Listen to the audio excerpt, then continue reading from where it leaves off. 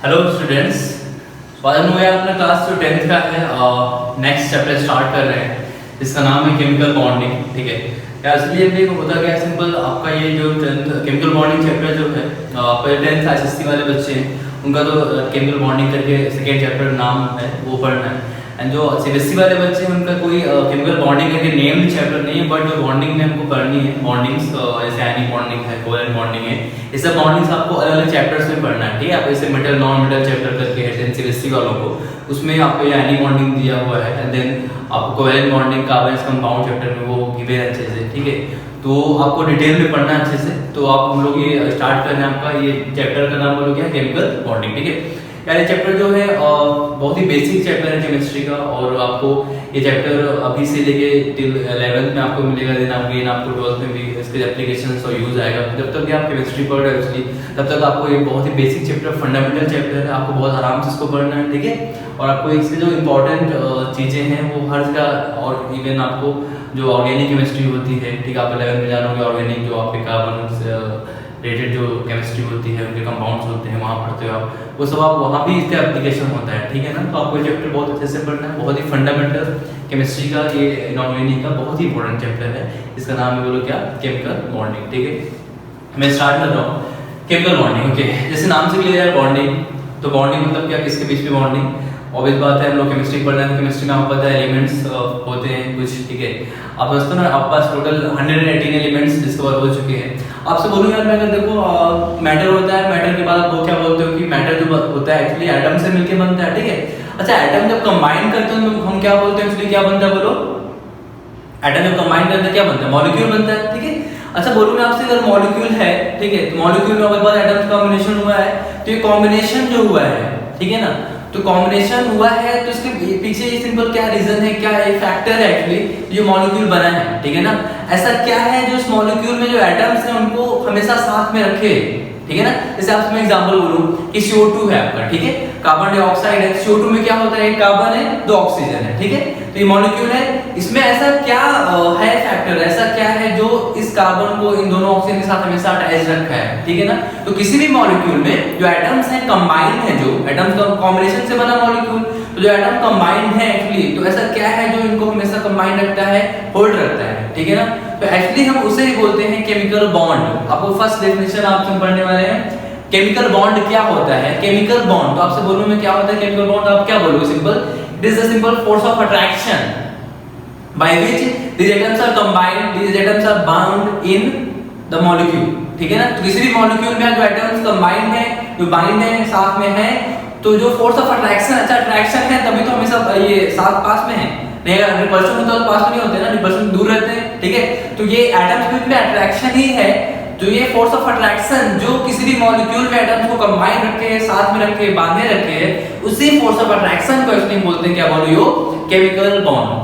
बहुत सिंपल से डेफिनेशन, आप इसका डेफिनेशन प्लीज लिखिए, राइट डाउन, क्या लिखिए बोलो, a chemical bond is the force of attraction which holds together atoms और molecules और ions। ठीक है ना, एटम्स है या मॉलिक्यूल्स है, सिंपल या आयंस है, उनको जो साथ में रखता है, कंबाइन रखता है, बाइंड करता है उनको, उसी फोर्स ऑफ अट्रैक्शन को हम बोलते हैं क्या बोलो, केमिकल बॉन्ड। तो आपको फर्स्ट डेफिनेशन केमिकल बॉन्ड बहुत सिंपल सा। ठीक है, चलिए तो एक बात, कोई बॉन्ड की बात कर रहे हैं ये यार, कोई फोर्स ऑफ अट्रैक्शन है, ठीक है, ये कैसे कैसे होता है और कितने टाइप्स होते हैं उसके बाद हम आ रहे हैं आराम से। आप समझना कि ये बॉन्ड जो होता है सिंपल फोर्स ऑफ अट्रैक्शन होता है, जिसके कारण किसी भी मॉलिक्यूल में जो एटम्स है वो क्या है, कंबाइंड है, पास में रखे हुए। ये बात क्लियर हो गई है। नेक्स्ट बात, अब हम पढ़ेंगे एक्चुअली कि जो केमिकल बॉन्डिंग हो रही है, ये बॉन्डिंग हम क्यों पढ़ रहे हैं, बॉन्डिंग क्यों होती है। एटम तो हमारे सोडियम है या क्लोरीन है, ठीक है, आप बोलते हो ये सोडियम क्लोरीन खेले थेले क्यों कुछ नहीं है, वो NaCl क्यों बना रहे हैं, ठीक है ना, या कोई भी जो मॉलिक्यूल क्यों बन रहा है, ये एटम्स अपना अकेले क्यों नहीं खुश है। ठीक है, तो एक्चुअली हम वही रीजन पढ़ने वाले हैं। Next cause of chemical bonding, ये बॉन्डिंग क्यों होती है। ठीक है, अब रीजन पढ़ेंगे हम लोग, बॉन्डिंग क्यों होती है, मॉलिक्यूल क्यों बनते हैं। ठीक है ना, चलिए यार, बॉन्डिंग के जो कॉज होते हैं उसको मैं एक्सप्लेन करने के लिए सिंपल देखो दो फैक्टर यहाँ बोलूंगा, दो रीजन आपको बताऊंगा मैं। ठीक है, बहुत आराम से समझना, बहुत ही सिंपल है। ठीक है, बस आपको चीजें फंडे क्लियर होनी चाहिए। ठीक है, आपको कुछ भी रटना नहीं इसमें। ठीक है, ओके, तो आपको जो फर्स्ट रीजन होता है यार केमिकल बॉन्डिंग जो रीजन होता है उसको बोलते हैं to obtain to obtain the stability, to obtain the stability, stability ये टर्म्स आपको देखो अब धीरे धीरे हायर क्लासेस में मिलने वाले हैं बहुत ज्यादा, ठीक है। स्टेबिलिटी स्टेबिलिटी आप बोलते रहोगे हमेशा। टू ऑब्टेन द स्टेबिलिटी इसको हम ब्रैकेट में लिख देते हैं लोअरिंग द एनर्जी, ठीक है, लोअरिंग द एनर्जी। अब देखिए यहाँ पे एनर्जी वाले फंडे कुछ होते हैं, ऑलरेडी आप बहुत सारी एनर्जी के टाइप से फैमिलियर हो, आपने लास्ट चैप्टर ही पहला चैप्टर आपका पीरियोडिक टेबल पढ़ा था उसमें, ठीक है। उसमें आपने एनर्जीज बहुत सारी पढ़ी थी ना, एनायनेशन एनर्जी क्या होती है, इलेक्ट्रॉन की एंथैल्पी है, सिंपल इलेक्ट्रॉन एफिनिटी जो होती है वहां पे जो एनर्जी होती है क्या होती है, आप एनर्जी से फैमिलियर हो एक्चुअली, जो आपको यहाँ पे पढ़ना है, ठीक है।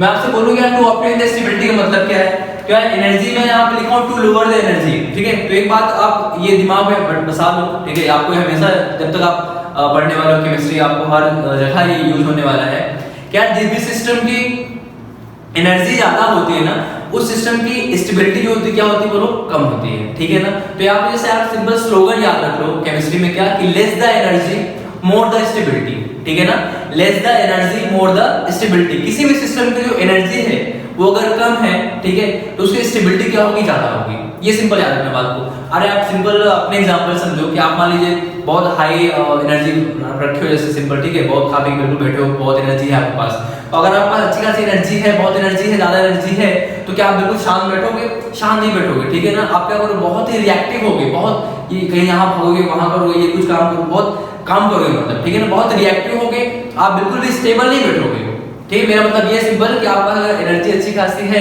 तो आप शांति से नहीं बैठोगे, स्टेबल नहीं बैठोगे, आप कुछ ना कुछ काम करोगे, ठीक है ना, आप बहुत रिएक्टिव हो गए अल्टीमेटली, ठीक है। तो मतलब सिंपल है एनर्जी का फंडा आपके लिए सिंपल मैं इतना बोलूं, आप इसे ऐसे समझना है एनर्जी को कि जिस भी सिस्टम की एनर्जी कम होगी उसकी स्टेबिलिटी क्या होगी, ज्यादा होगी।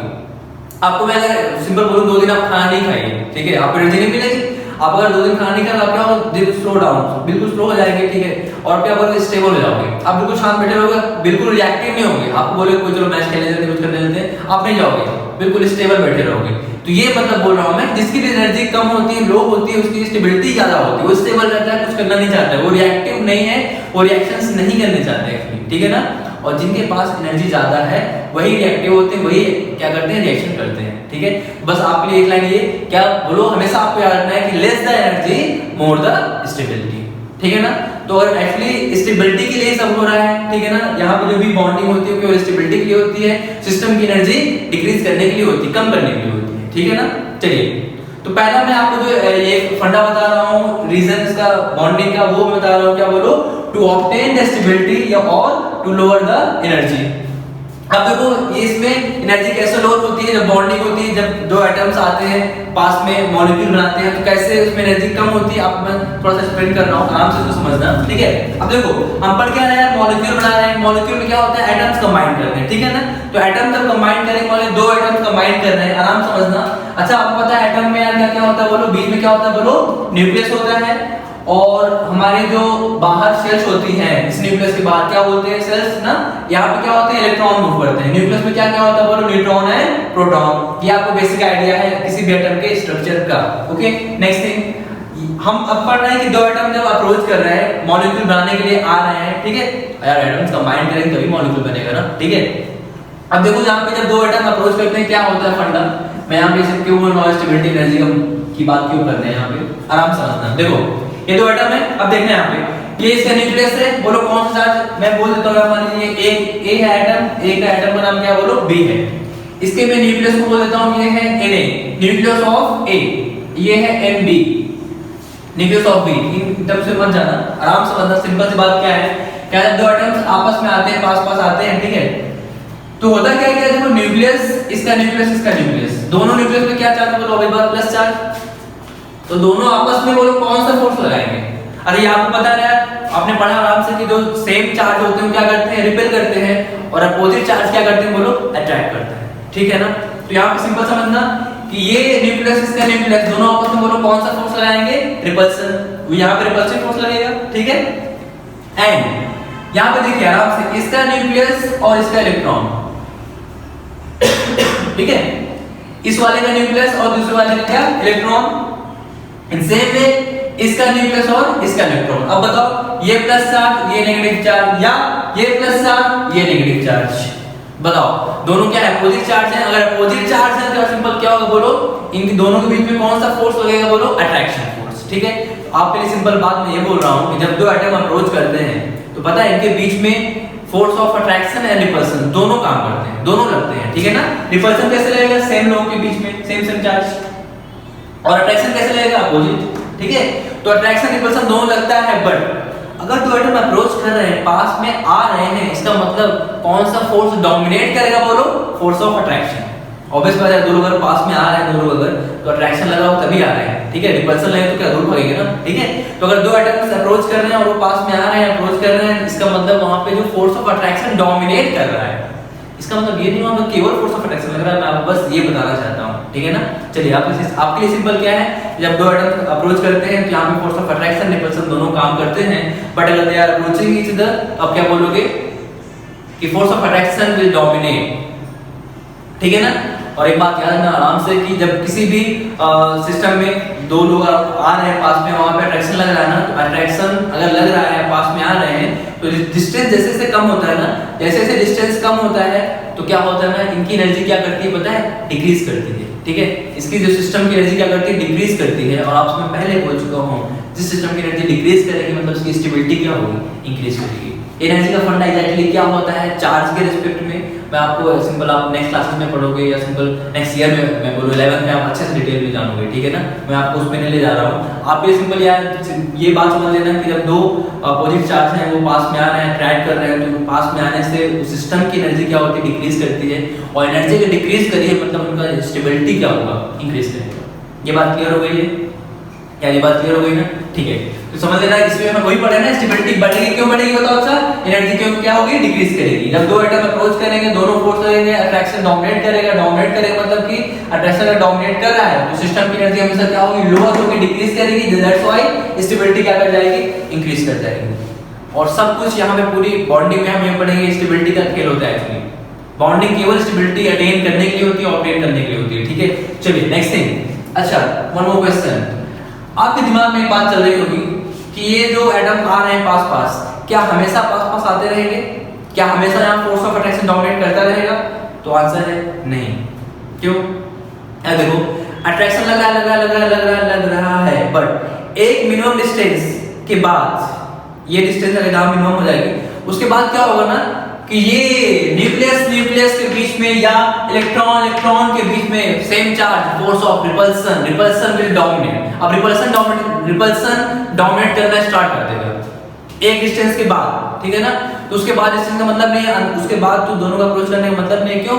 इनकी जब पता है, जब ये रिपल्सन फोर्स लगेगा ना तो क्या होगी, एनर्जी इंक्रीज करती है और स्टेबिलिटी कम हो जाती है। ठीक है ना, उनकी एनर्जी इंक्रीज कर जाती है, स्टेबिलिटी कम हो जाती है। तो वहां तक हम जाएंगे ही नहीं। मैं बोल रहा हूं आपसे कि सिंपल ये अप्रोच करेंगे, अट्रैक्शन लग रहा है, मान लीजिए यहां तक अट्रैक्शन लग रहा है, उसके बाद अगर और पास में जा रहे हैं, रिपल्सन लग रहा है, तो उसका मतलब नहीं हुई। ठीक है ना, उसको हम अंदर फिर नहीं ले जाएंगे, हम बोलेंगे बस जहां तक अट्रैक्शन लग रहा था ना, वहीं पर क्या होगा, बॉन्ड फॉर्मेशन हो जाएगा, बॉन्ड बन जाएंगे। ठीक है ना, ये मॉलिक्यूल बन जाएगा, वहीं पे क्या होगा, इसकी जो एनर्जी है ना सबसे मिनिमम होगी, सबसे कम एनर्जी होगी, और वहीं बोलेंगे अगर सबसे कम एनर्जी है तो स्टेबिलिटी विल बी मैक्सिमम। ठीक है ना, और स्टेबिलिटी मैक्सिमम होगी, दैट्स व्हाई सब चीज स्टेबल होने के लिए हो रहा है। जो एटम्स अकेले अकेले रखे थे वो अगर कंबाइन कर रहे हैं तो स्टेबल होने के लिए आ रहे हैं, दैट्स व्हाई वो मॉलिक्यूल बना रहे हैं। ये बात क्लियर हो गई आपको? ठीक है ना, तो आपका यार फर्स्ट फंडा यही है, टू ऑब्टेन द स्टेबिलिटी। आप बोलोगे सिंपल इस बात को। ठीक है, चलिए ये बात आपको क्लियर हो गई होगी। आप सिंपल बोलोगे यार, दो एटम जब अप्रोच करते हैं तो दोनों ही फोर्स लगते हैं, बट अगर वो अप्रोच कर रहे हैं इसका मतलब पास पास आ रहे हैं, इसका मतलब क्या है, force of attraction will dominate. अगर अट्रैक्शन डोमिनेट कर रहा है मतलब सिस्टम की एनर्जी पता क्या होगी, डिक्रीज करेगी, और एनर्जी डिक्रीज करेगी इसका मतलब उसकी स्टेबिलिटी क्या होगी बोलो, इंक्रीज कर जाएगी। ठीक है ना, इंक्रीज कर जाएगी। ओके, मैं आपको नेक्स्ट रीजन जो आपके लिए बहुत ही फैमिलियर है और आपको बहुत ही इजीली वो समझ में भी आएगा। ठीक है, वो हम इसका नेक्स्ट कॉज जो है बॉन्डिंग वो पढ़ने वाले हैं। ठीक है, चलिए आराम से समझना इस बात को। नेक्स्ट जो कॉज होता है क्या, उसको बोलते हैं to obtain the noble gas electronic configuration. To obtain the noble gas electronic configuration. To obtain the noble gas electronic configuration. ठीक है ना, नोबल गैस को हम लोग इनर्ट गैस भी बोलते हैं, सभी लोग जानते हैं बहुत अच्छे से, इनर्ट गैसेस। ठीक है, तो देखो नेक्स्ट जो इसका रीजन है जो कि आपके लिए बहुत ही इंपॉर्टेंट और आपको इसी की पॉइंट से पूरा बॉन्डिंग अच्छे समझना है, ठीक है ना।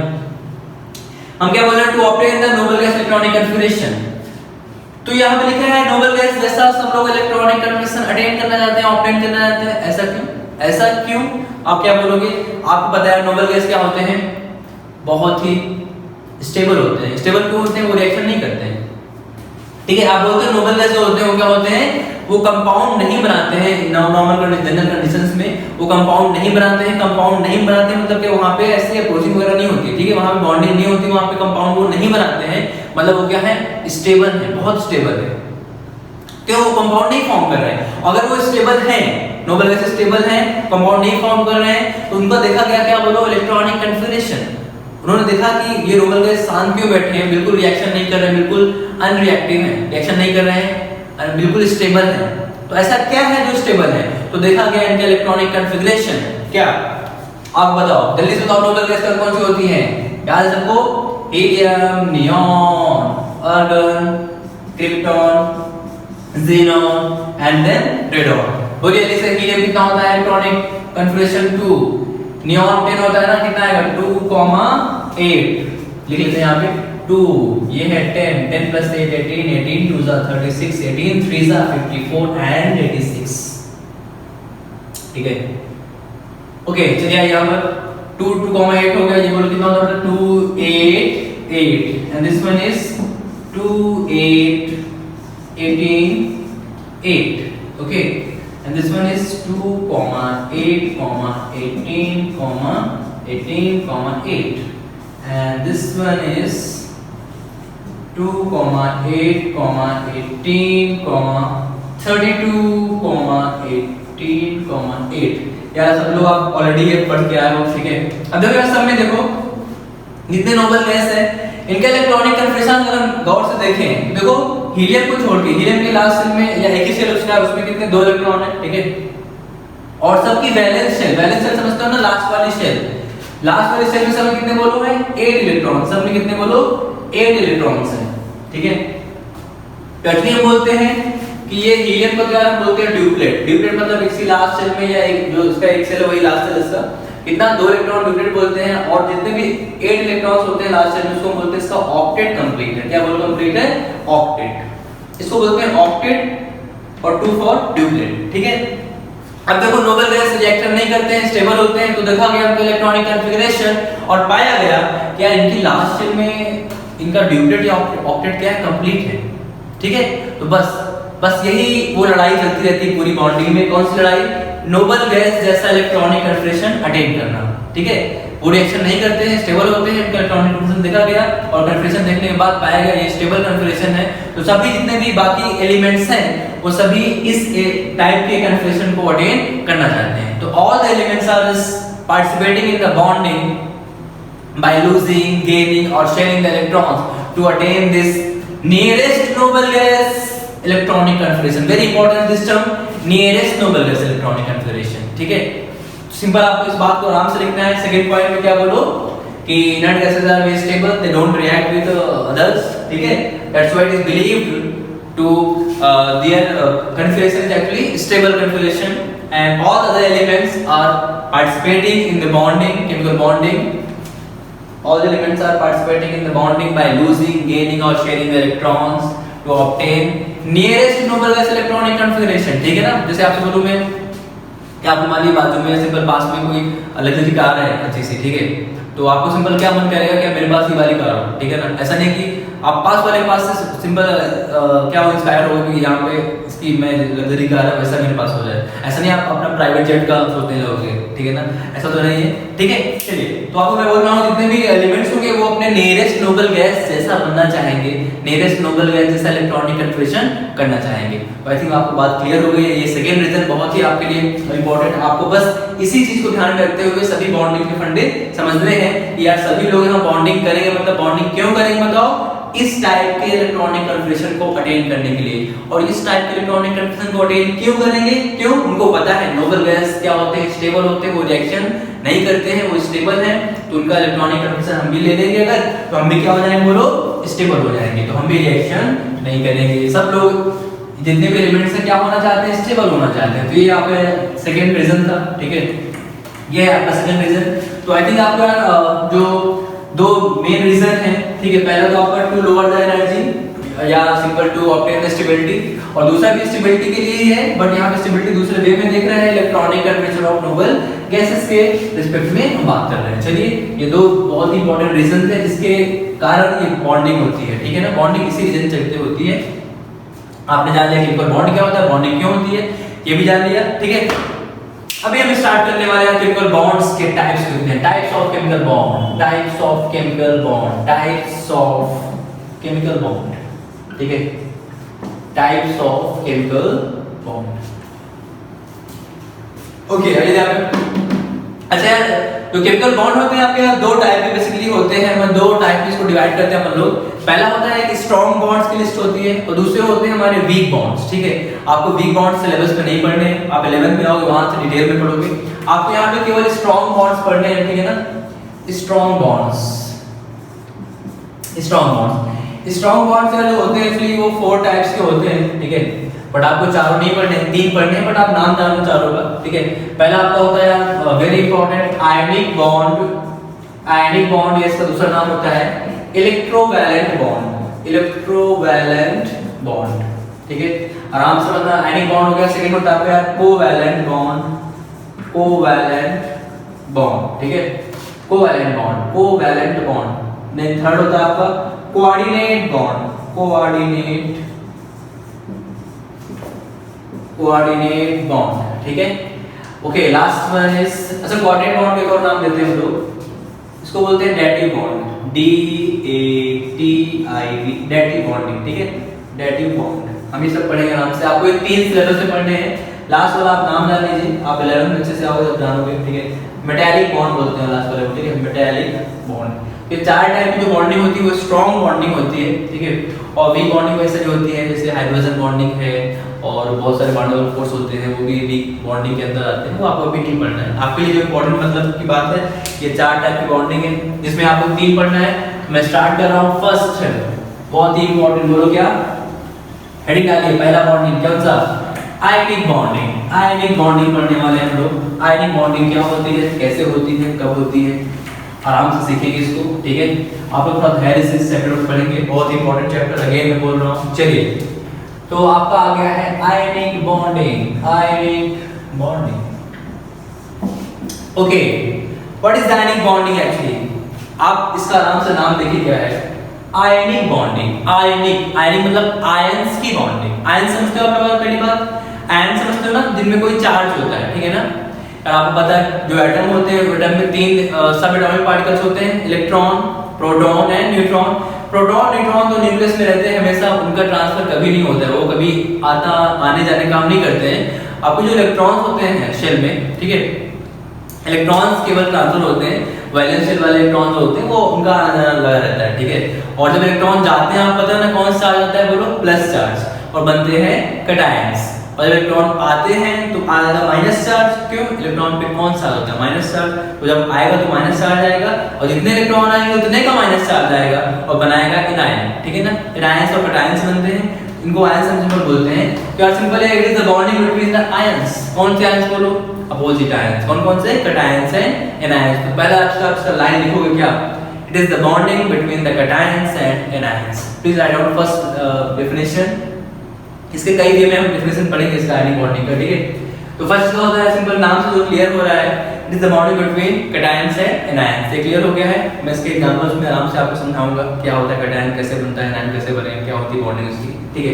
ओके, नेक्स्ट इसका डेफिनेशन आप लिख लो पहले, एक और जो इंपॉर्टेंट डेफिनेशन है, इसको लिखो सिंपल क्या, it is the bonding, it is the bonding between elements of, it is the bonding between elements of two different nature, it is a bonding between two elements of two different nature by complete transfer of electron। और two different nature का मतलब क्या, मैं भी आ रहा हूँ आराम से, है पेशेंस, ठीक है। और आपको पता है बॉन्डिंग जब करेंगे तो एटम्स करेंगे, एलिमेंट तो मैं बोलूँ कार्बन का एलिमेंट है, तो कार्बन के एलिमेंट में बहुत सारे एटम्स होंगे ना, उसका कोई एक एटम कंबाइन करेगा, बॉन्ड करेगा, ठीक है ना। चलिए, तो बॉन्डिंग में हमेशा एटम्स पार्टिसिपेट करते हैं, मैं एलिमेंट्स में बोलता हूँ मतलब उसके एटम्स आएंगे, ठीक है। चलिए, this is the bonding of the क्या, this is the bonding between elements of two different nature by complete transfer of electron, ठीक है ना। ओके, अब देखो यहाँ पे क्या बोल रहा हूँ, ये डिफरेंट नेचर क्या होता है, ठीक है, और ये कैटायन आयन कैसे बॉन्डिंग बनती है, इसको आराम से समझना कैसे होती है आयनिक बॉन्डिंग। देखो,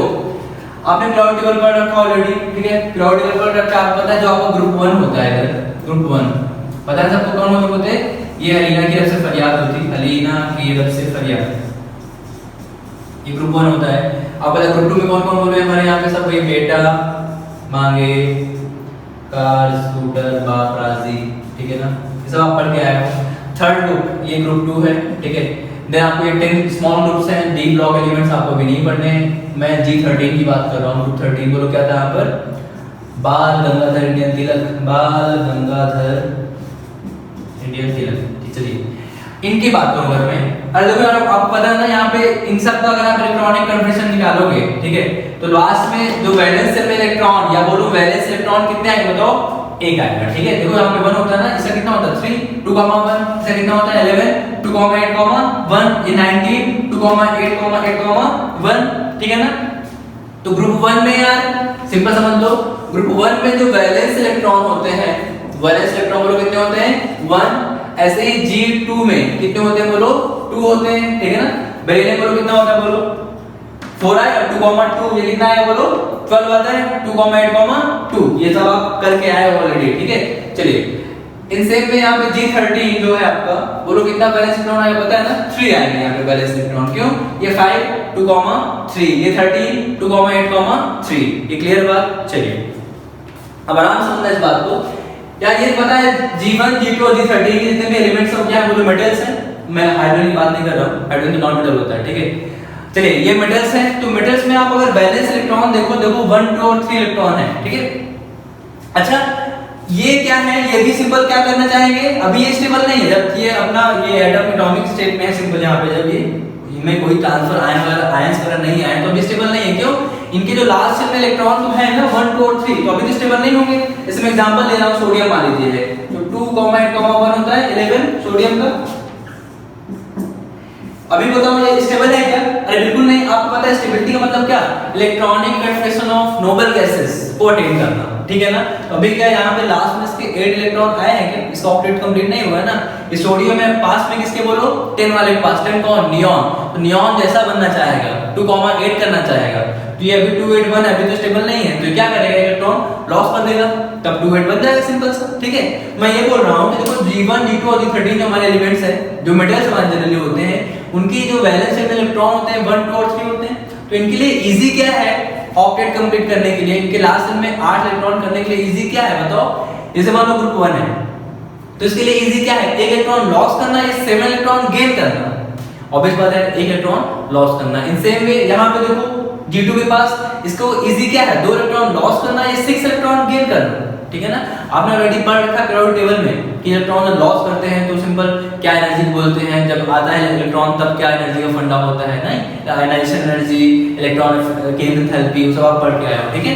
चलिए, तो G2 में सिंपल क्या होगा कि 2 वैलेंस इलेक्ट्रॉन, तो इसके लिए इजी क्या है 6 इलेक्ट्रॉन गेन करना या 2 लॉस करना, तो आप बोलोगे 2 लॉस करना। इन सेम में 13 में भी क्या होगा 3 लॉस करना। तो आप सिंपल दिमाग बिठा लेना कि जो हमारे G1, G2 और G13 जितने मेटल्स होते हैं, मेटल्स के जो बैलेंस इलेक्ट्रॉन बहुत कम होते हैं, 1, 2 और 3 होते हैं, तो इनके लिए बहुत इजी है इन इलेक्ट्रॉन को लॉस करना और नोबल गैस जैसा बनना। जैसे देखो आप, मैं बोल रहा हूँ मैग्नीशियम मान लीजिए, तो बोलो मैग्नीशियम क्या होता है बोलो 2,8,2 होता है, ठीक है। मैग्नीशियम बोलो क्या होता है 2,8,2, और अगर वो 2,8,2 है क्या बताओ अभी स्टेबल है क्या 2,8,2, ये है मैग्नीशियम, बोलो अभी स्टेबल है, बिल्कुल नहीं। लास्ट में कितने हैं 2, अब ये मत बोल देना कि नहीं 2 तो है स्टेबल तो है, अरे मैग्नीशियम किसके पास है, नियॉन के पास है, 10 होता है एटॉमिक नंबर नियॉन का, 11, 12 ये आया मैग्नीशियम, ठीक है। नियरेस्ट नोबल गैस जैसा बनना है सबको, ठीक है। तो ये बनेगा नियॉन जैसा, नियॉन के मतलब लास्ट में कितने 8 है, उसका ऑक्टेट कंप्लीट है, इसके पास 8 तो नहीं, तो क्या करेगा 2 इलेक्ट्रॉन लॉस कर देगा। इनसे मैं एल्युमिनियम की बात करूं 13 होता है, बोलो क्या आएगा 283, लास्ट में कितने 3 इलेक्ट्रॉन, तो अभी ये क्या करेगा 3 इलेक्ट्रॉन लॉस कर देगा, बनाएगा Al3+, ये बनाएगा Mg2+, सोडियम बनाएगा Na+। जितने इलेक्ट्रॉन किसी एटम से जाएंगे उतने का पॉजिटिव चार्ज आएगा, जितने इलेक्ट्रॉन किसी एटम के पास आएंगे उतने का माइनस चार्ज आएगा। माइनस चार्ज वालों को बोलते हैं एनायंस, पॉजिटिव चार्ज वालों को बोलते हैं कैटायंस, ठीक है ना। चलिए याद रखना बात को, G1, G2 और G13 आई मीन जो मेटल्स हैं उनके लास्ट में इलेक्ट्रॉन कम होते हैं, 1, 2 और 3 होते हैं, उनके लिए इजी है इलेक्ट्रॉन को लॉस करना और नोबेल के जैसा बनना। एक बात क्लियर हुई आपको? चलिए ये बात क्लियर हो गई है। और दूसरी बात, तो हमारे कैटायन बन जाएंगे मेटल से, ठीक है, आराम से बताइए बात, मैं आपको बता रहा हूं। आपने भी बोला ना it is the bonding between, ionic bonding क्या होती है? It is the bonding between cation and anion, तो वही आपको समझाने की कोशिश कर रहा हूं, ठीक है।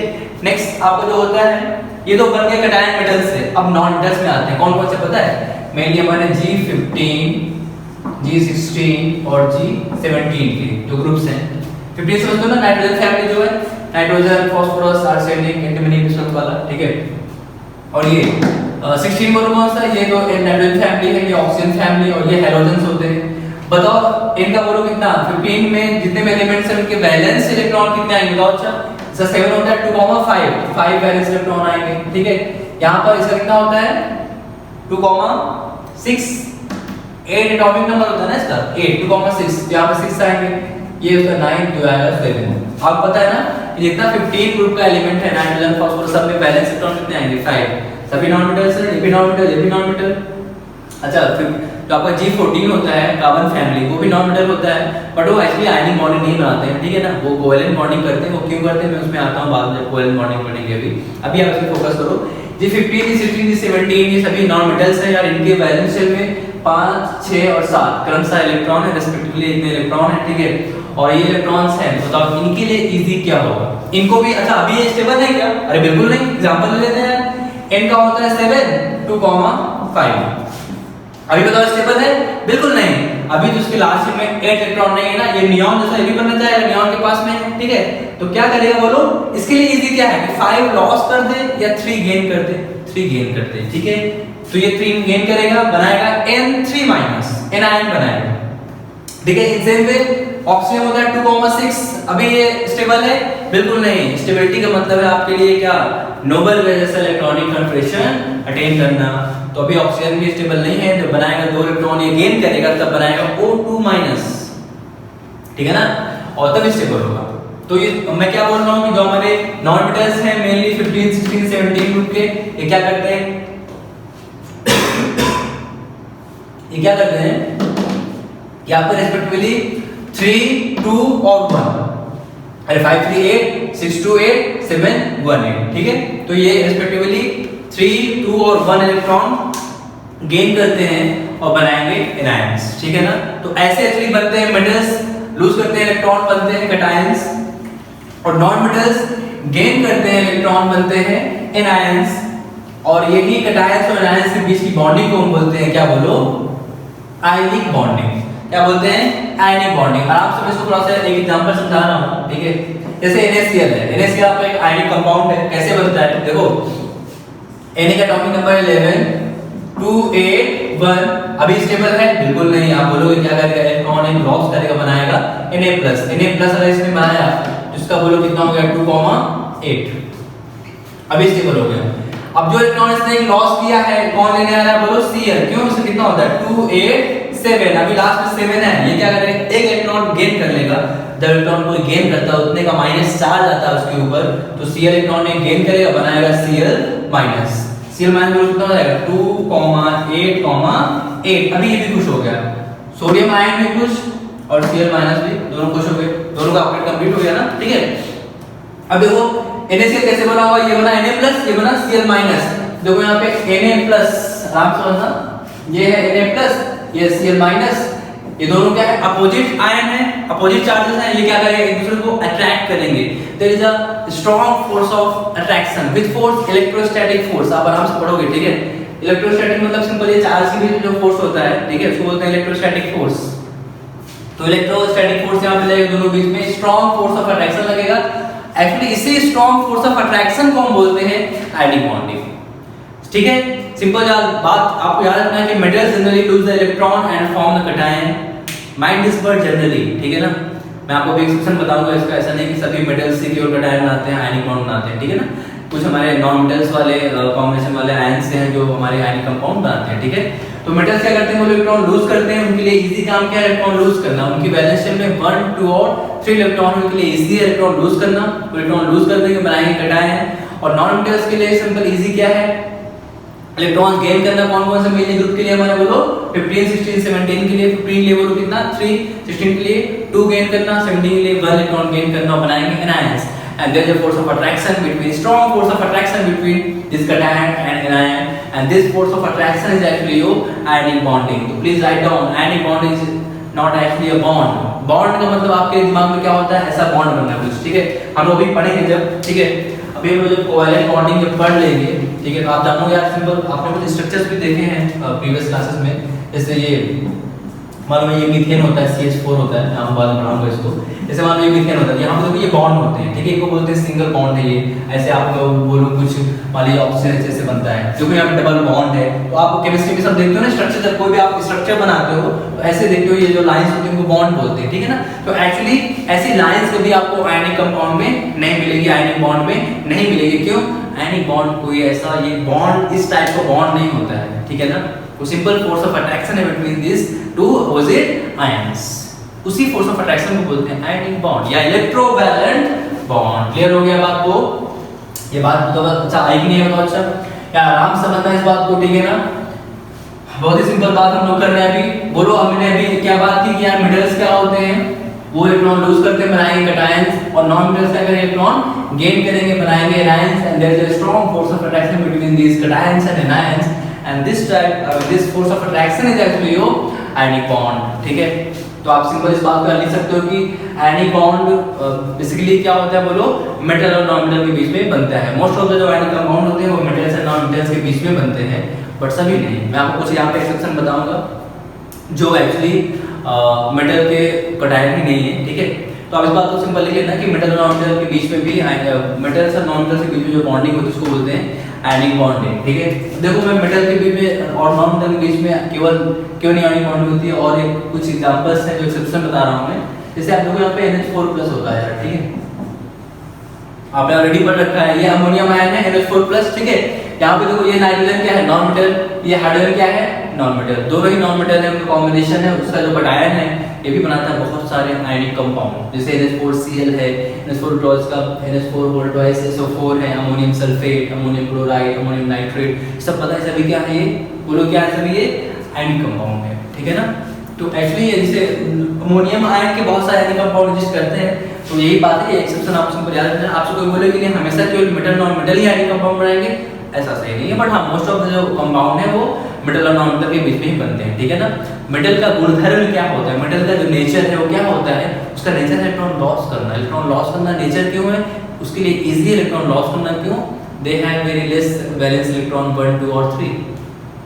नॉन मेटल का नेचर क्या है, इलेक्ट्रॉन गेन करना, बिकॉज़ दे हैव 5, 6 और 7 valence electron respectively, they will gain 3 to 1 valence electron and they will get like the configuration of octet या simple I mean noble gases, ठीक है, nut gases, ठीक है ना।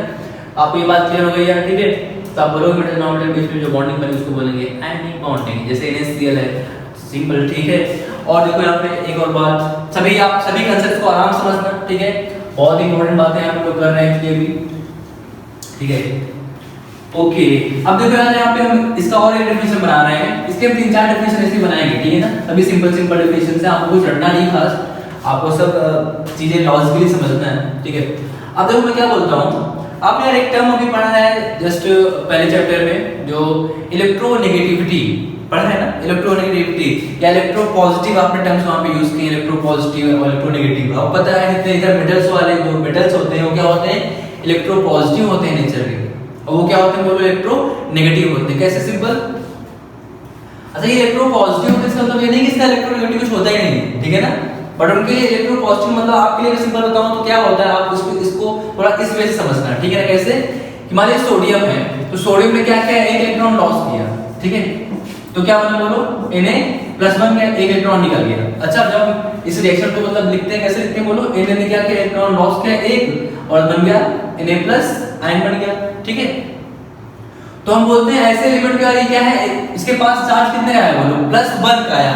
कैसा है, प्लस चार्ज, पॉजिटिव चार्ज आया ना, तो बोलते हैं ये है आपका इलेक्ट्रोपॉजिटिव एलिमेंट। जो सोडियम में कैसा है, इलेक्ट्रोपॉजिटिव। तो metals generally loss electron and form cations and these are called actually electropositive element, these metals. ठीक है, जैसे नॉन मेटल कोई होगा, जैसे हमने बात की अभी क्लोरीन की, उसने एक इलेक्ट्रॉन लिया, गेन किया, मतलब उसने लिया इलेक्ट्रॉन, उससे रिएक्शन की और बना कुछ यहाँ पे क्या बोलो Cl माइनस आयन। ठीक है, तो ये बना माइनस आयन, माइनस चार्ज। ठीक है ना, अरे ये तो बात क्लियर यार, जितने इलेक्ट्रॉन किसी से जाएंगे उतने का प्लस चार्ज आएगा, जितने इलेक्ट्रॉन किसी के पास आएंगे उतने का माइनस चार्ज आएगा। इस बात को समझना बहुत इजी है। जैसे आपको बताऊं मैं, सोडियम है 11 एटॉमिक नंबर होता है, इसका मतलब क्या, इसके पास 11 इलेक्ट्रॉन है, 11 क्या है, प्रोटॉन है। सोडियम का नेट चार्ज यहाँ पे कितना है, 0। क्यों, इलेक्ट्रॉन पे चार्ज क्या होता है, नेगेटिव, प्रोटॉन पे चार्ज क्या होता है, पॉजिटिव। तो 11 minus 11 positive plus net charge 0, 11 अरे माइनस 11 प्लस 11 कितना 0, तो दैट्स व्हाई 0 चार्ज है। बट यहाँ पे एक इलेक्ट्रॉन से चला गया, मैं पहले ही बोल चुका हूँ कि जो एटम से ट्रांसफर होता है सब एटॉमिक पार्टिकल्स का, वो किसके थ्रू होता है, इलेक्ट्रॉन्स का। तो इलेक्ट्रॉन अगर एक चला गया तो बोलो कितने इलेक्ट्रॉन बाकी रह गए, 10। इसके पास है 10 इलेक्ट्रॉन और प्रोटॉन तो सेम रहेगा, न्यूक्लियस से कोई कहीं नहीं जाता है, इलेक्ट्रॉन केवल ट्रांसफर होते हैं। तो 11 प्लस 10 माइनस, तो नेट चार्ज कितना आया, plus 11 minus 10, net charge plus 1। That's why बोल रहा हूं मैं, इनके पास प्लस चार्ज आएगा, बोलेंगे इलेक्ट्रोपॉजिटिव एलिमेंट है ये, और इनके पास आएगा माइनस चार्ज, बोलेंगे इलेक्ट्रोनेगेटिव एलिमेंट है। अब आइए बात में डेफिनेशन में आते हैं। हमने क्या बोला था definition, it is the bonding between elements of two different nature by complete transfer. ठीक है ना, ऑब्वियस बात यहाँ पे जो कंप्लीट ट्रांसफर हो रहा है ना, सोडियम ने पूरा इलेक्ट्रॉन दे दिया है पूरा और क्लोरीन ने पूरा इलेक्ट्रॉन ले लिया है, अपना ऑक्टेट दोनों कंप्लीट कर चुके हैं। ठीक है, अब देखो दैट्स व्हाई इसको बोलते हैं यहाँ पे जो डिफरेंट नेचर की बात करते हैं, मैं इस नेचर की बात कर रहा था कि it is actually bonding between electropositive and electronegative elements. ठीक है ना, यानी जो आपको जो मैं बोल रहा हूँ डिफरेंट नेचर, मतलब एक एलिमेंट आपका, एक एटम जो होगा वो क्या होगा, इलेक्ट्रोपॉजिटिव होना चाहिए, और दूसरा एटम क्या होना चाहिए, इलेक्ट्रोनेगेटिव होना चाहिए, अपोजिट नेचर के होने चाहिए, तभी बने कैटायन और एनायन। ऐसा नहीं आप बोल रहे हो सोडियम सोडियम, वो तो भैया वो भी इलेक्ट्रोपॉजिटिव, वो भी इलेक्ट्रोपॉजिटिव, इसने इलेक्ट्रॉन अगर दिया है तो कौन लेगा, ये थोड़ी लेगा, ये भी देगा, दो इलेक्ट्रॉन कहां घूमेंगे पता नहीं। ठीक है ना, तो ये आप सिंपल समझ लेना यार कि एक तो नेचर होना चाहिए इलेक्ट्रॉन लॉस करने वाले का, और एक नेचर दूसरा जो होना चाहिए एटम, उसका नेचर क्या होना चाहिए, इलेक्ट्रॉन गेन करने का। ठीक है ना, तो दैट्स व्हाई वो हम बोलते हैं actually it is the bonding between elements of two different nature, one should be electropositive and one should be electronegative. Very important, इस बात को आप लिख लेना बात को। ठीक है ना, इनको बोलते हैं इलेक्ट्रोपॉजिटिव, बोलते हैं electronegative. It is the bonding between the elements of two different nature, one should be electropositive element and another should be electronegative. ये बात आपको क्लियर हो गई है। ठीक है, अब चलिए और नेक्स्ट बात मैं कर लेता हूं इंग्लिश में। ये बात आपको आ गई, इलेक्ट्रोपॉजिटिव इलेक्ट्रोनेगेटिव बीच में बॉन्डिंग होती है। ठीक है ना, और it is the bonding between cation and anion, it is the bonding between metals and non metals. ठीक है, ये सब डेफिनेशंस है उसकी, आप पूरा इसको समराइज करके लिख सकते हो अच्छे से। ठीक है, चलिए अब मैं नेक्स्ट कुछ आगे बात कर लेता हूं। ठीक है, अब यहाँ पे आप देखो, पहले एक बात बताऊं आपको मैं कि मान लीजिए यहाँ पे सोडियम प्लस आयन बना है। ठीक है, तो एक्चुअली जो सोडियम है और सोडियम प्लस आयन है, इनके बीच में पता है अच्छा खासा इनकी प्रॉपर्टीज में डिफरेंस होता है। ठीक है, डिफरेंस कैसे, आप सिंपल एग्जांपल दे रहा हूं कि मान लीजिए सोडियम है आपका एक, और इसने एक इलेक्ट्रॉन लॉस कर दिया तो बन गया है Na+। एनी कंपाउंड के बहुत सारे एग्जांपल्स करेंगे, आप बस वेट करना आराम से। ठीक है, मैं आपको बता रहा हूं अच्छे से, हैव पेशेंस थोड़ा सा। ठीक है, चलिए Na के बीच में कुछ डिफरेंस है, इनकी प्रॉपर्टीज में क्या डिफरेंस होता है, एक को हम थोड़ा पढ़ लेते हैं। ठीक है, आपको थोड़ा सा लेवल पे पढ़ना चाहिए। चलिए, तो ऐसे बात करूं मैं फर्स्ट इसका कलर की बात करूंगा। ठीक है, कलर की, तो सोडियम आप पता है कलर क्या होता है, सिल्वरी कलर का होता है। ठीक है, सिल्वरी ब्राइट कलर का, ये ब्राइट होता है सिल्वर कलर का, सिल्वरी कलर का होता है। ठीक है, सिल्वरी ब्राइट कलर का होता है बिल्कुल। और Na+ का पता है कोई कलर नहीं होता, ये कलरलेस होता है, कलरलेस, जहां से इलेक्ट्रॉन निकल गया ना कलरलेस होता है। ठीक है, ये मैं इसकी फिजिकल प्रॉपर्टीज थोड़ा सा आपको बता रहा हूं बस। ठीक है, इसकी मैं अगर टॉक्सिसिटी की बात करूं, टॉक्सिसिटी, ठीक है, टॉक्सिसिटी, तो टॉक्सिसिटी के बताऊं, जो सोडियम होता है ना पता है पॉइजनस होता है। क्या होता है बोलो, पॉइजनस होता है, ये होता है पॉइजनस, और ये होता है आपका नॉन पॉइजनस। क्या होता है बोलो, नॉन पॉइजनस। ठीक है, ये नॉन पॉइजनस होता है। ठीक है, और बात करूं कि वैलेंस शेल की, वैलेंस शेल बोलो सब क्या है, बोलो वैलेंस शेल सब क्या है, बोलो इसका तो यार इनकम्प्लीट है, इसका वैलेंस शेल क्या है, इनकम्प्लीट। इनकम्प्लीट मतलब क्या, नो बल रेसिस्टर नहीं, इसका ऑक्टेट कंप्लीट नहीं है। बट इसका वैलेंस शेल पता है क्या है, कंप्लीट है, इसका वैलेंस शेल कंप्लीट है, इसका लास्ट में ऑक्टेट कंप्लीट है, ठीक है। और एक बात कर लेता हूं बस लास्ट, इसके अगर इलेक्ट्रिकल चार्ज की बात करूं, इलेक्ट्रिकल कंडीशंस भी क्या है, इलेक्ट्रिकल चार्ज कितना है, इलेक्ट्रिकल चार्ज बोलो। सोडियम में कोई चार्ज है क्या, न्यूट्रल होता है, क्या होता है बोलो, ये न्यूट्रल होता है, ये होता है न्यूट्रल, ठीक है, ये होता है न्यूट्रल। और आपका जो ये है Na+ आयन, सोडियम आयन, तो ये पता है बोलो, आपको दिख रहा है कि मेरा पॉजिटिव चार्ज है, ये तो क्या है बोलो, इसके पास पॉजिटिव चार्ज है, ठीक है। चलिए, तो ये सब डिफरेंसेस होते हैं फ्री। सोडियम जब एक इलेक्ट्रॉन लॉस करने का कैसे डिफरेंस आता है, इसी प्रकार जब बनेगा क्लोरीन वाला Cl, जब Cl- बनाएगा तो वहाँ भी कुछ चेंजेस होते हैं, ठीक है ना। जैसे आपको पता है क्लोरीन जो होती है वो ग्रीनिश येलो कलर की गैस होती है, बट जो Cl- बनेगा तो कोई कलर नहीं होता है, ठीक है ना।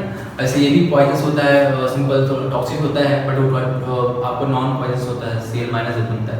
ऐसे आपको कई सारे डिफरेंसेस मिलेंगे, ठीक है। तो आपको सिंपल थोड़ा सा देख लेना है चीजें, ठीक है। ओके, ये बात हो गई आपके लिए।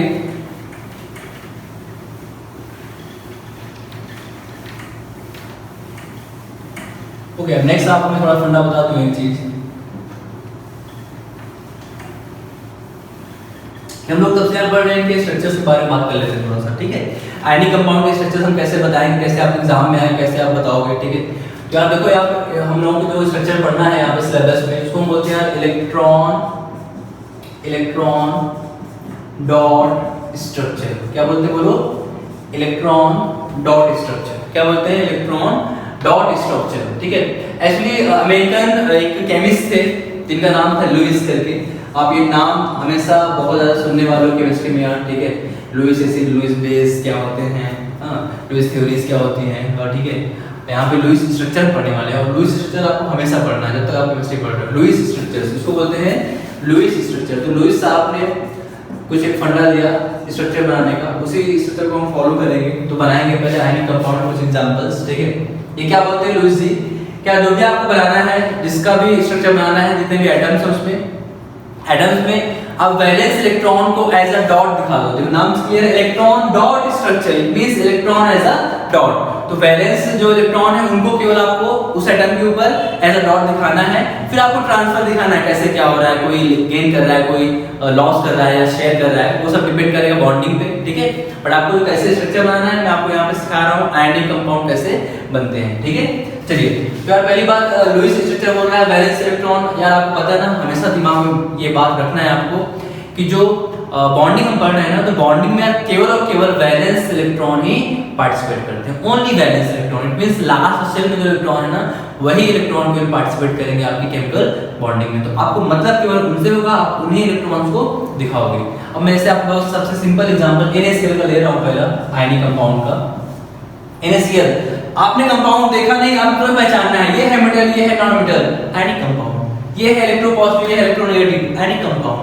दोनों का डिफरेंट नेचर है, ठीक है। चलिए बोलो क्या होगा यहाँ पे, सोडियम अभी खुश नहीं है, खुश क्यों नहीं है, इसके पास लास्ट में एक इलेक्ट्रॉन है, बहुत दुखी है, तो करेगा इलेक्ट्रॉन लॉस, बनाएगा Na+, इसका हो गया 2,8। इसी प्रकार Cl बनाएगा, इलेक्ट्रॉन लेगा एक, बना देगा Cl- 2, 8 हो गया। ये क्लियर हो गया है।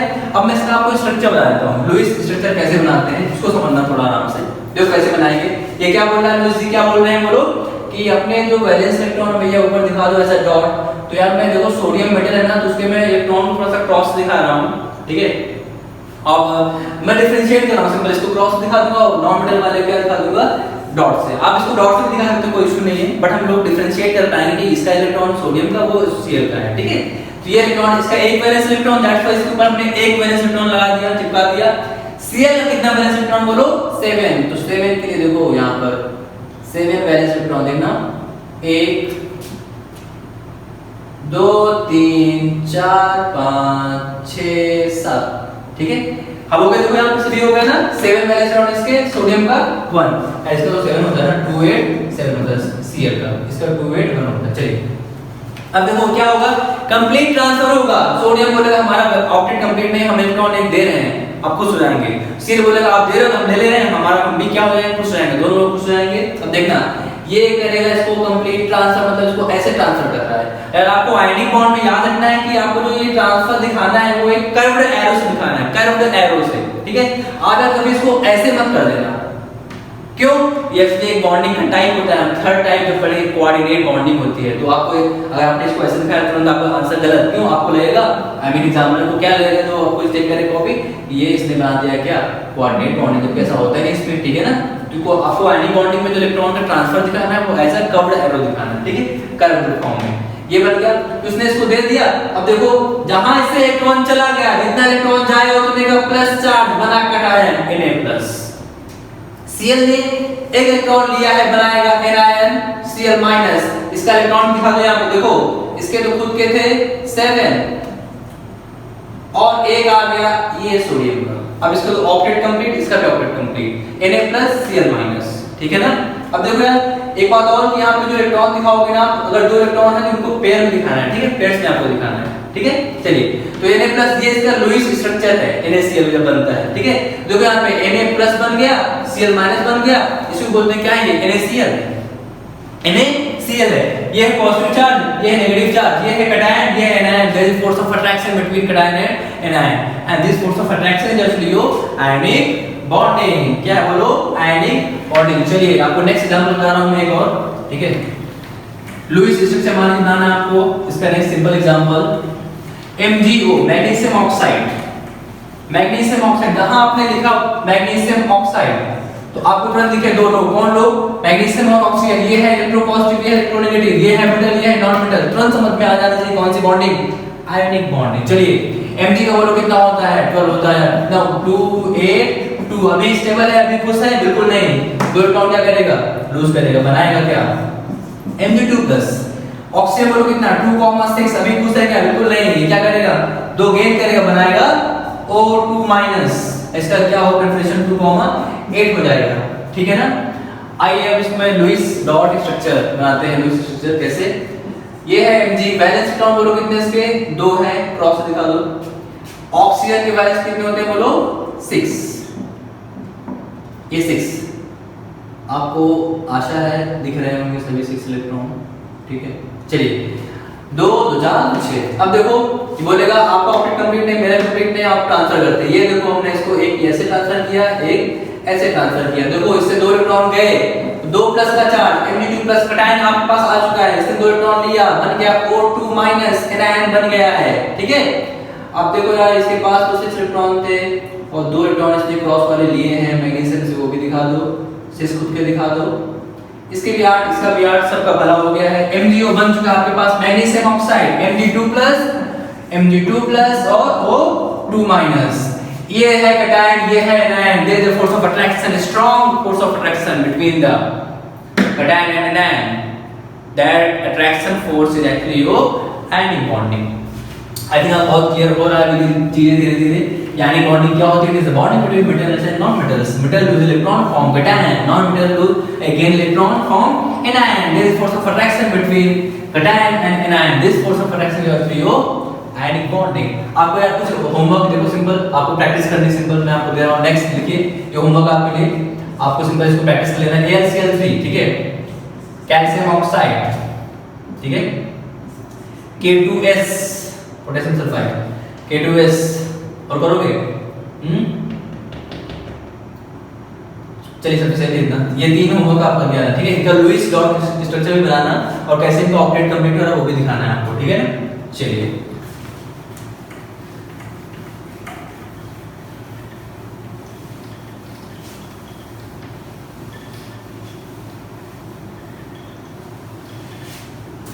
ओके यार ये तो सिंपल है, हो गया आयनिक बॉन्डिंग कैसे वेव डिफरेंशिएट, ठीक है।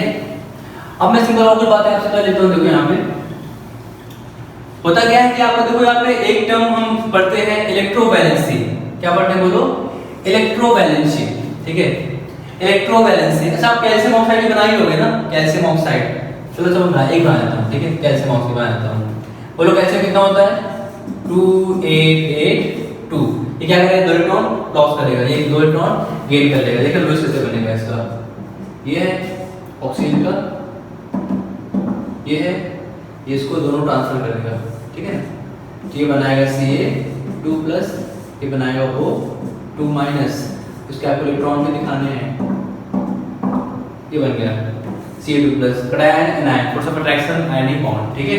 तो आयनिक बॉन्ड ऐसे होते हैं, मेटल नॉन मेटल के बीच में बनते हैं, बट हमेशा नहीं। NH4 प्लस नॉन मेटल वाला केस है, तो आपको एक्सेप्शन याद रखना है, ठीक है ना, वो भी आयनिक बॉन्ड बनाता है, ठीक है।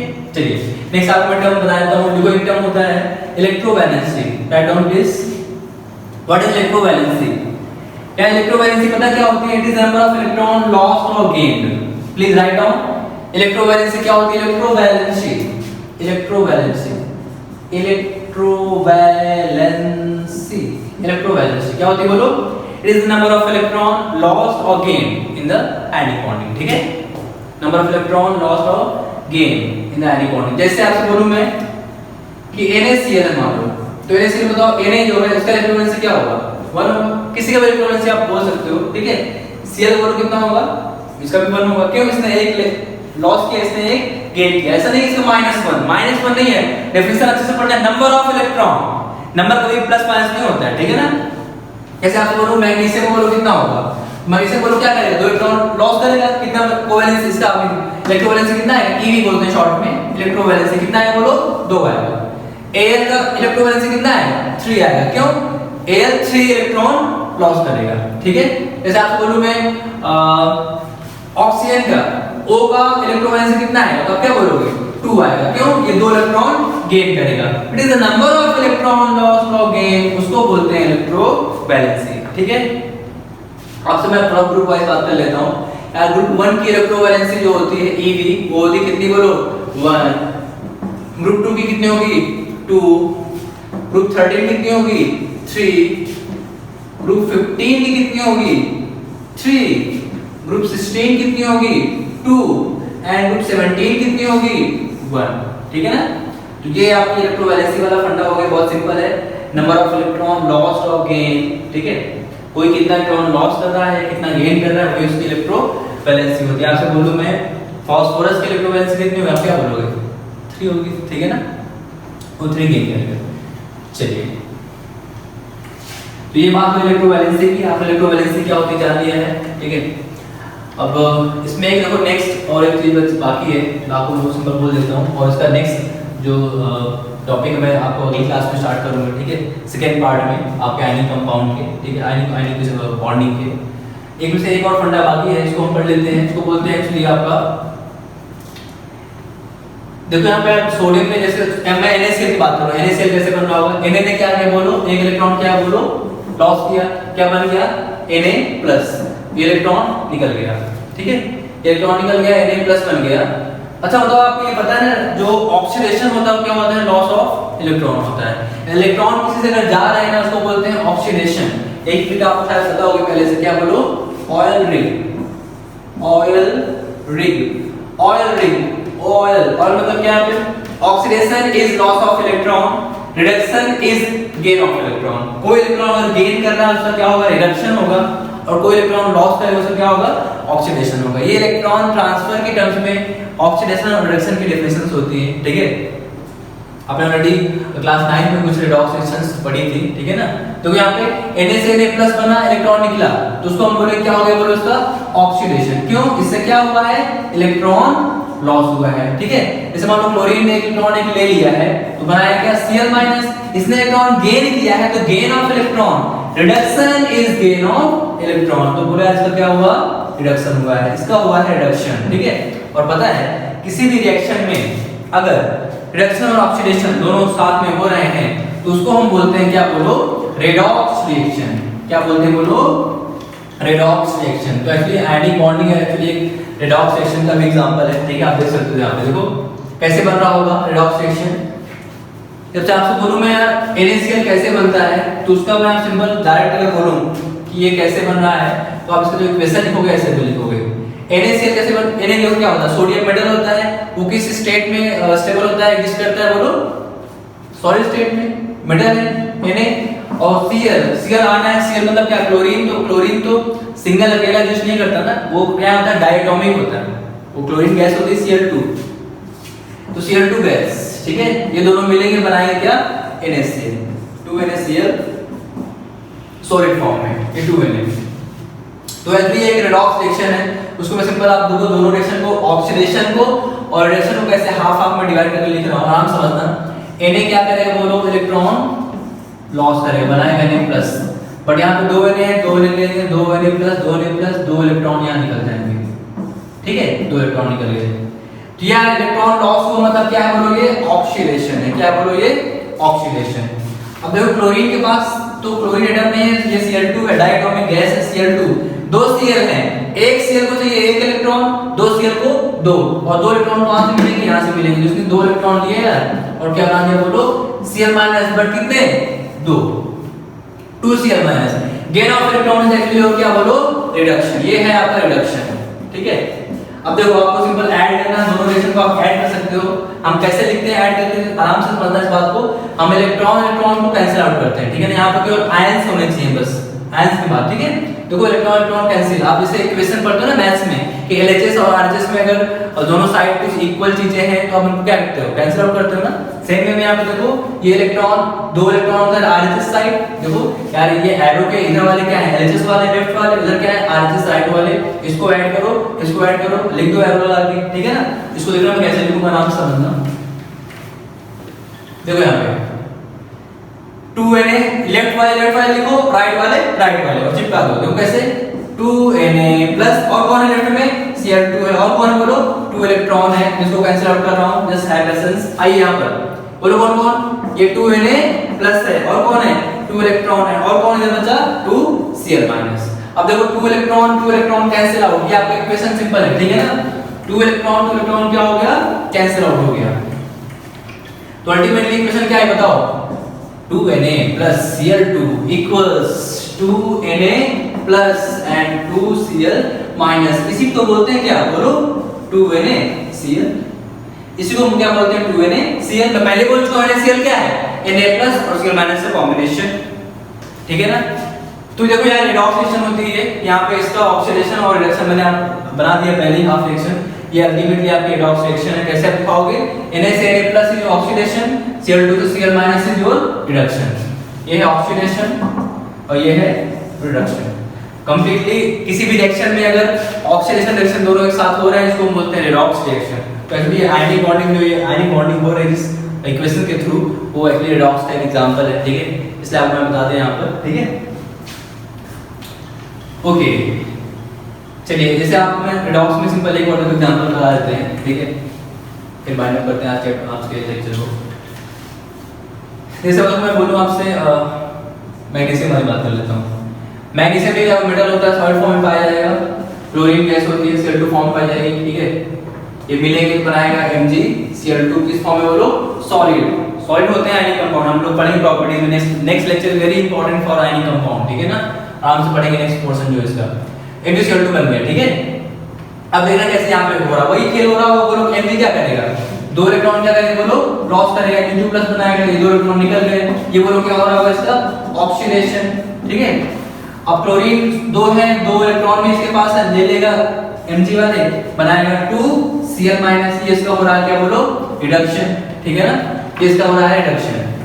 तो सिंपल याद रखना बात को, ऑक्सीडेशन रिडक्शन अगर किसी एक रिएक्शन में हो रही तो बोलते हैं क्या हो गया, ये है रिडॉक्स। देखो वही है, करो ऐड करो, अब बीच में वैसे एरो लगाओ, बोलो लेफ्ट साइड कौन है Mg है, नीचे फिर कौन है Cl2 है, और कौन है बोलो 2 इलेक्ट्रॉन है, ऐड करो तो क्या आएगा बोलो Mg2 प्लस आएगा, और कौन आएगा 2 इलेक्ट्रॉन आएंगे, और क्या आएगा 2Cl माइनस, 2 इलेक्ट्रॉन सेम चीज दोनों साइड कैंसिल कर दो, अल्टीमेटली क्या बचा बोलो Mg प्लस Cl2 इक्वल्स क्या बोलो Mg2 प्लस और 2Cl माइनस, क्या यही हमारा क्या है MgCl2, बिल्कुल यही हमारा MgCl2, क्यों इसमें Mg2 प्लस है और 2 Cl माइनस के आयन हैं, cation and ion, force of attraction ionic bonding, MgCl2 बन गया, ठीक है ना।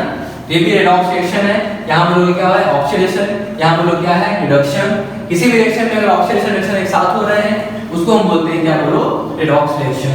तो आयनिक कंपाउंड जो फॉर्मेशन होता है उसको एक रिडॉक्स के थ्रू आता है, ठीक है। इसलिए आपको सिंपल बताना जरूरी था, आपने समझ लिया आई थिंक, ठीक है।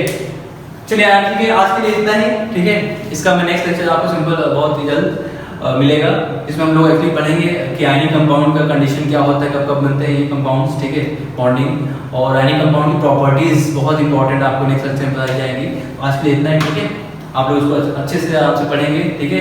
इसके जो भी क्वेश्चन इनिशियली हैं आपकी बुक के वो आराम सॉल्व करोगे आप, ठीक है। जो भी डाउट्स हैं आप कमेंट सेक्शन में पूछेंगे या आप पर्सनली पूछ सकते हो, ठीक है। Okay, thank you so much.